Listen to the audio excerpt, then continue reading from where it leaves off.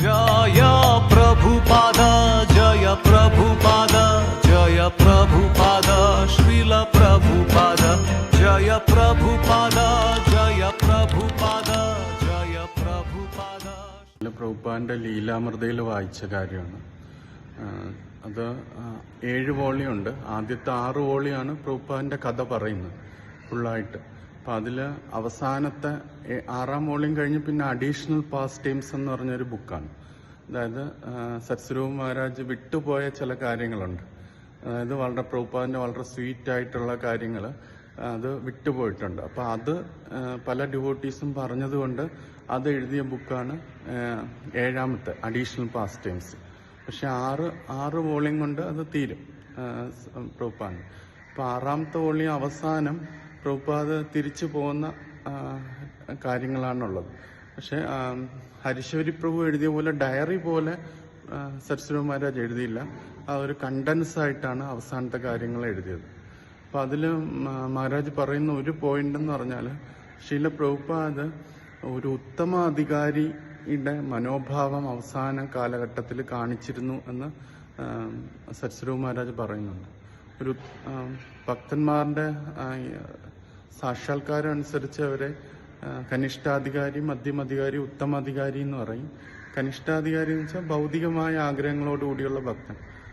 മധ്യമധികാരി എന്ന് വെച്ചാൽ ഒരു പ്രീച്ചറാണ്.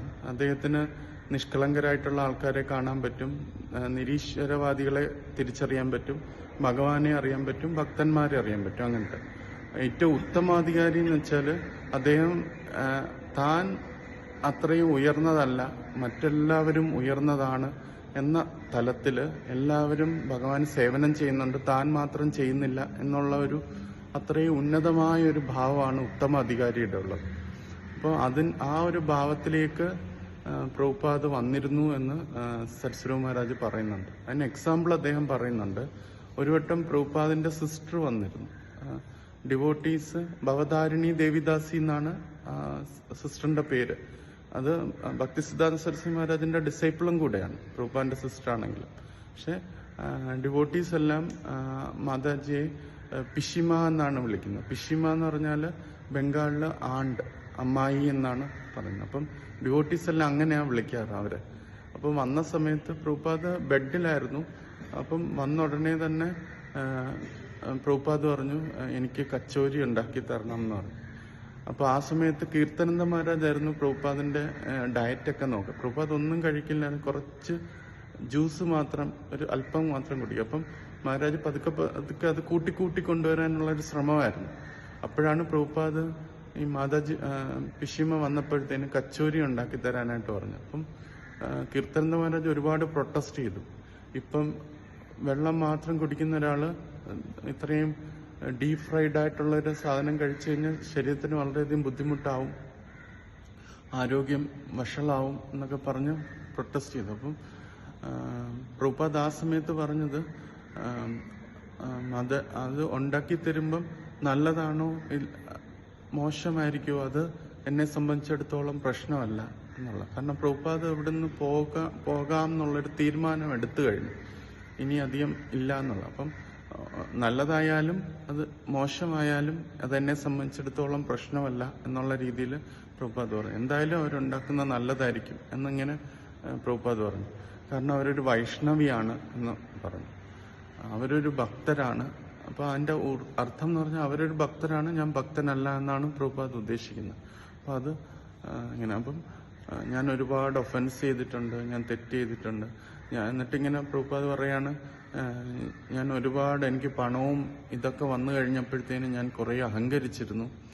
ഇപ്പം ഭഗവാൻ എനിക്കത് കാണിച്ചു തരികയാണ്, ഒരു ശരീരമില്ലെങ്കിൽ നമ്മൾ അഹങ്കരിച്ചിട്ട് എന്ത് കാര്യം എന്നൊക്കെ പറഞ്ഞു. അപ്പോൾ എല്ലാവരും പിഷിമയെല്ലാം പറയും, അങ്ങ് ഒരിക്കലും അപരാധം ചെയ്തിട്ടില്ല, അങ്ങ് ഇതാണ് എന്നൊക്കെ പറഞ്ഞു. ചിലപ്പോൾ ഞാൻ എല്ലാവരുടെയും നല്ലതിനു വേണ്ടിയായിരിക്കും ചെയ്തത്, എന്നാലും പ്രീച്ചിങ്ങിൻ്റെ ഇടയിൽ ഞാൻ ഒരുപാട് മറ്റുള്ളവരെ വേദനിപ്പിച്ചിട്ടുണ്ട് എന്നൊക്കെ പറഞ്ഞിങ്ങനെ പ്രഭുപാദ് പറയും.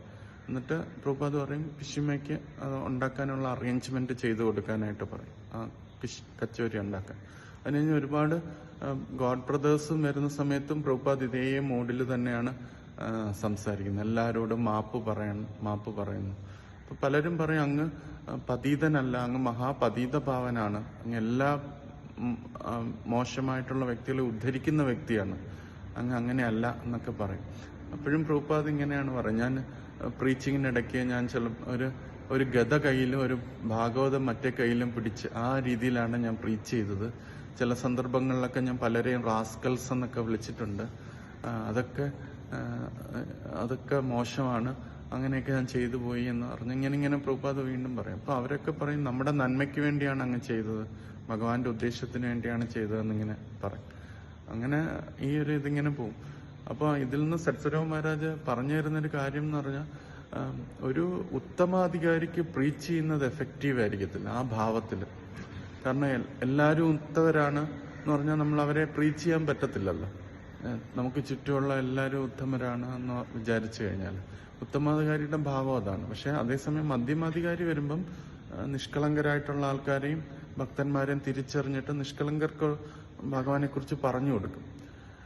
അപ്പൊ അത് എഫക്റ്റീവാണ്. പക്ഷെ ഉത്തമാധികാരിയുടെ ഭാവത്തിൽ നിന്ന് എഫക്റ്റീവ് അല്ല. അതുകൊണ്ട് ശാസ്ത്രങ്ങൾ പറയുന്നുണ്ട്, ഉത്തമാധികാരിയുടെ ഭാവത്തിൽ നിൽക്കുന്ന ഒരു ഭക്തൻ മധ്യമധികാരിയുടെ ലെവലിലേക്ക് താഴെ വന്നിട്ടാണ് പ്രീച്ച് ചെയ്യുന്നതെന്ന് പറയുന്നുണ്ട്. സത്സ്വരൂപ മഹാരാജ് പറയുന്നു, പക്ഷെ പ്രഭുപാദ് അവസാന കാലത്ത് ആ ഉത്തമ അധികാരിയുടെ ഭാവമാണ് കാണിച്ചത്. താൻ ഏറ്റവും ഇതാണ്, മറ്റുള്ളവരെല്ലാം ഉത്തമരായ ഭക്തരാണ് എന്നുള്ള തലത്തിലാണ് കാണിച്ചത്. കാരണം പ്രഭുപാദ് അപ്പോളജി ചോദിക്കുന്നത്, അതായത് മാപ്പ് ചോദിക്കുന്നത് സിൻസിയറായിട്ടാണ്. ഞാൻ ഒരു ആർട്ടിഫിഷ്യലായിട്ടല്ല പ്രഭുപാദ് ആ സമയത്ത് ചോദിക്കുന്നത്. ഞാൻ ആത്മാർത്ഥമായിട്ടാണ് ഞാൻ തെറ്റ് ചെയ്തു, അതിന് മാപ്പ് നൽകണം എന്ന് പറയുന്നത്. പക്ഷെ അതേസമയം ഗോഡ് ബ്രദേഴ്സും പറയുന്നത് അങ്ങ് തെറ്റ് ചെയ്തിട്ടില്ല, അങ്ങ് ഉയർന്ന ഭക്തനാണ് എന്നുള്ള രീതിയിൽ. അപ്പൊ രണ്ടുപേരും ഒരാൾ മാപ്പ് ചോദിക്കുന്നതും ആത്മാർത്ഥമായിട്ടാണ്, മറ്റവര് പറയുന്നത് നിങ്ങൾ ഏറ്റവും ഉന്നത തലത്തിലാണ് എന്ന് പറയുന്നത് ആത്മാർത്ഥമായിട്ടാണ്.